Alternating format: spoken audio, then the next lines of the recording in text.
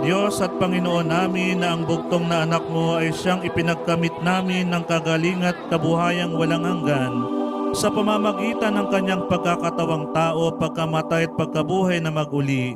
Ipagkaloob mo, hinihiling namin sa iyo na sa pagninilay-nilay namin ito mga misteryo ng Santo Rosario ni Santa Mariang Birhen ay hindi lamang matularan namin ang mga magagaling na halimbawang nalalarawan doon, kundi naman makamta namin ang mga kagalingang ipinangako sa amin, alang-alang kay Jesucristo ang Panginoon namin, nakapisan mo at ng Espiritu Santo na bubuhay at nagahari magpa sa walang hanggan.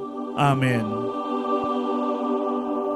Ama namin, sumasalangit ka, sambahin ang ngalan mo, mapasa amin ang kaharian mo, sundin ang loob mo dito sa lupa para nang sa langit.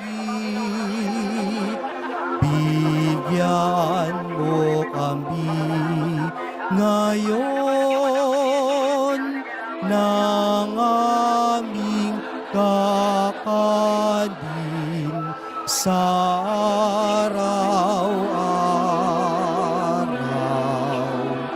at patawarin mo kami sa aming mga sala, para ng pagpapatawad namin sa nagkakasala sa amin, at huwag mo kaming ipahintulot sa tukso, at iadya mo kami sa lahat ng masama.